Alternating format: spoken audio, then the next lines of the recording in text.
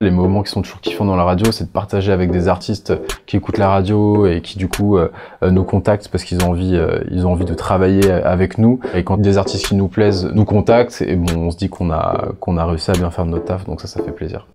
Donc je m'appelle Robin Resticello, je suis arrivé chez Combini en 2017 pour gérer Combini Radio. Je m'occupe du projet de A à Z. L'idée c'était d'avoir une offre 100% gratuite et 100% musique. C'est-à-dire que quand l'auditeur ouvrait Combini Radio, il avait tout de suite de la musique, il n'y avait pas de host qui parlait et il n'y avait pas de pub. On a décidé de diffuser du rap, du R&B, de l'afro-pop, de la funk, de la disco, un peu de musique électronique.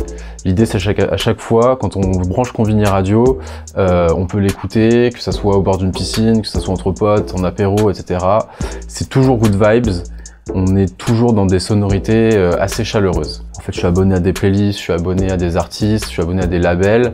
J'essaye vraiment de trouver les morceaux qui collent à notre ligne édito. Ce que je fais, c'est que j'essaye d'avoir un équilibre entre tous ces genres, toutes ces nouveautés, mais aussi un certain nombre de classiques, et je les rentre dans Combini Radio, donc je mets la playlist à jour plusieurs fois par semaine. Nous, on a une moyenne d'écoute de nos auditeurs qui est de 30 minutes, et donc j'essaye de faire en sorte que si un auditeur écoute pendant 30 minutes Combini, il ait à peu près cet échantillon d'afropop, rap, R&B, disco, etc., classique, oldies, mais aussi des nouveautés, qui est ce savant mélange, en gros, qui nous correspond et qui est propre à Combini Radio dans ces 30 minutes-là. Moi, je fonctionne de manière très minimale, c'est-à-dire que j'utilise un Mac, des écouteurs ou un casque et des logiciels de montage. En gros, j'écoute de la musique et je l'upload sur Radio King.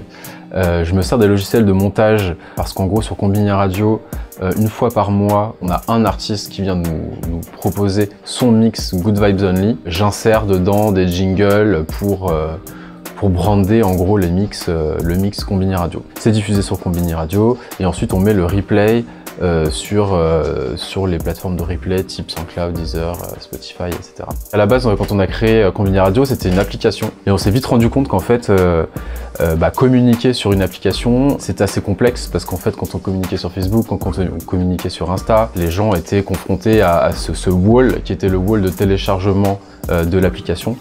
Et donc du coup ils n'accédaient pas tout de suite au contenu Combini Radio.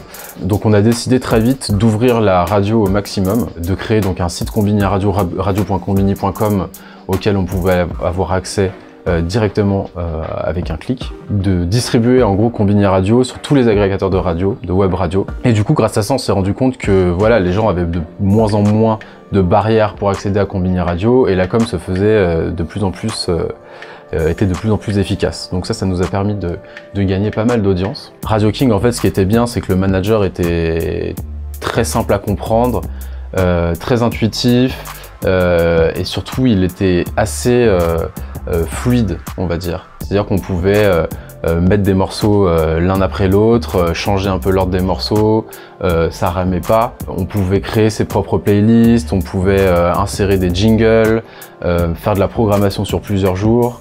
Et donc on est passé à Radio King parce qu'en fait très vite avec Combini Radio, on a développé au-delà de la programmation radio des opérations éditoriale, et pour ça on avait besoin de pouvoir avoir notre ordinateur avec nous et qu'avec une simple connexion internet et en se branchant à l'ordinateur pouvoir rediffuser ces événements à nos auditeurs. Donc on a commencé à faire des événements Combini Radio au générateur où en gros on faisait des événements avec des DJ ou des labels et en fait tous les événements étaient retransmis directement à nos auditeurs en live et direct sur Combini Radio.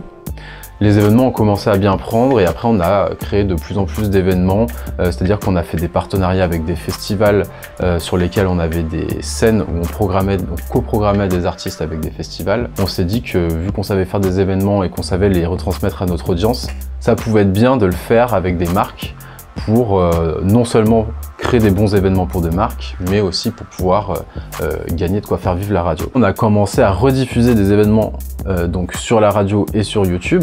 Et après, on a voulu aller encore plus loin, c'est-à-dire qu'on s'est dit ok, c'est cool, on rediffuse des scènes avec nos artistes sur le YouTube. En plus de ça, les artistes, on leur fait des visuels qui sont diffusés derrière eux, sur l'écran qu'il y a derrière eux pendant qu'ils sont en train de jouer. Donc on va essayer d'aller encore plus loin, on va essayer de poser des cams sur la scène et devant la scène, et dans plus de rediffuser de la musique, rediffuser de l'image. Et du coup, maintenant, quand on fait des événements Konbini, on peut assister en live à l'événement sur la chaîne YouTube de Konbini. Chez Konbini Radio, on aime aussi beaucoup les contenus talk, et à un moment, on s'est dit que ça pouvait être intéressant d'avoir des contenus audio qui étaient un peu à l'image de ce qu'on retrouvait sur le site Konbini, où on a créé un premier podcast qui s'appelait le débrief de fer, et on a fait 6 épisodes comme ça, et le podcast a bien cartonné. Et donc à partir de là, on a créé pas mal de concepts de podcasts. On a diffusé d'abord les podcasts sous l'ombrelle Konbini Radio, mais sur SoundCloud. Ensuite, on les a diffusés sur Deezer, sur Spotify et toutes les autres plateformes de podcast.